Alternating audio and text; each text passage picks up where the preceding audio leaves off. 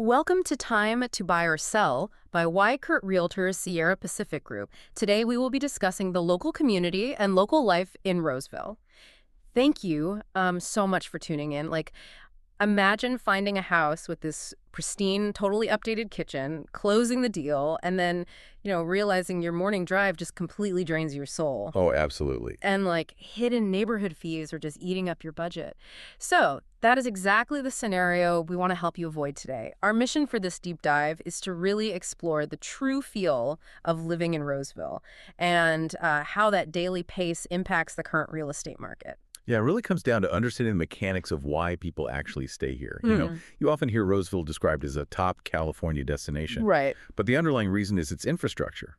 The city is designed to, well, retain its residents by fulfilling basically every lifestyle need within a tiny radius. Mm.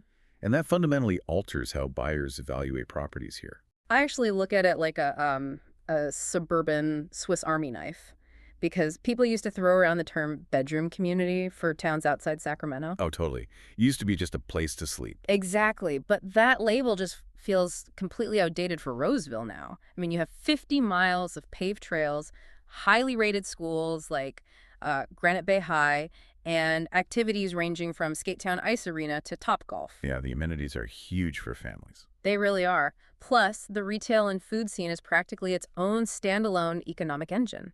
You can hit the Westfield Galleria or the Fountains, grab an upscale dinner at Range Kitchen and Tap, or, grab a quick bite at a cult favorite like Nick's Taco. You Yeah. rarely ever have to leave the city limits. You really don't.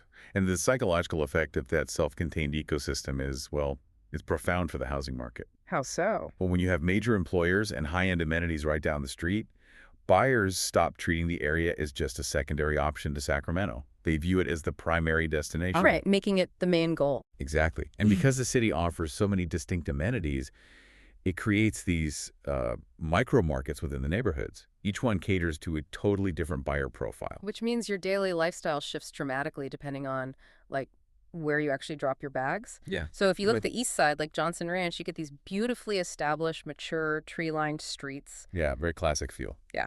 But move over to the center, around Highland Reserve, and your defining feature is hyper-convenience to all that shopping we literally just talked about. Right. And then, for those seeking walkable historic charm, Cherry Glen near downtown offers a more traditional community feel. Oh, definitely. Contrast that with the booming west side, Yeah. like Fittyman Farm, which is basically dominated by brand new construction and younger families moving in.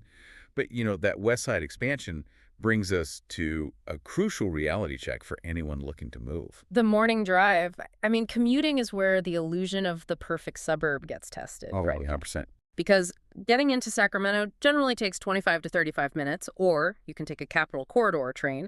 But if you buy out west, you are trading that shiny new construction for a noticeable amount of daily traffic friction, especially around State Route 65. Yes, that SR65 bottleneck is real, and that traffic friction actually dictates market urgency.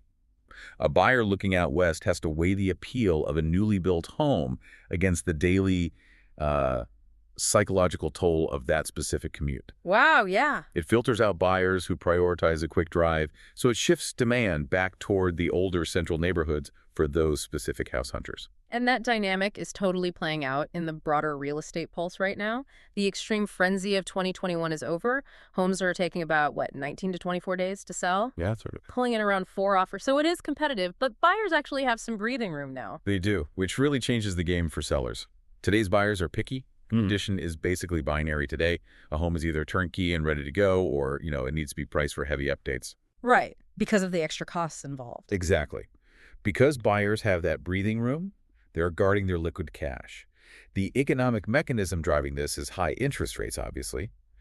Buyers simply do not have the extra capital to renovate a dated 1980s kitchen immediately after closing. Makes sense. So they're hyper-focused on total monthly affordability. I have to challenge the sticker price on that, though. Affordability can be a total mirage, especially when buyers look at those new builds out west and think they are getting a massive deal.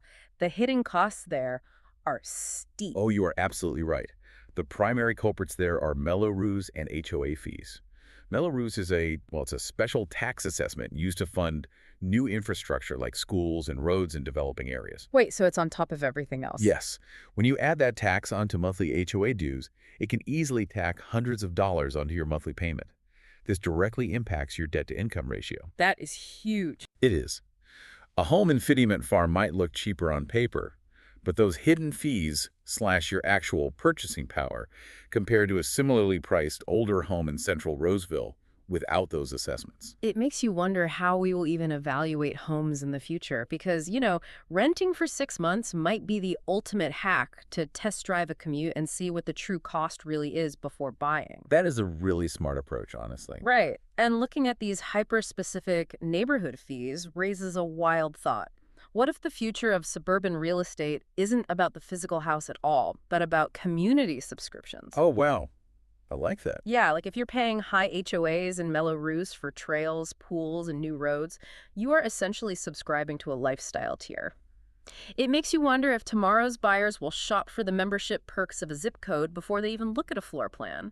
Something to chew on. Absolutely. That's a fascinating way to look at it. Thanks for listening to Time to Buy or Sell. If you have questions about real estate in Roseville, we're here to help. Reach out to us at Weichert Realtors Sierra Pacific Group, that's Weichert Realtors online, at WRSPG.com or call 916-619-1971.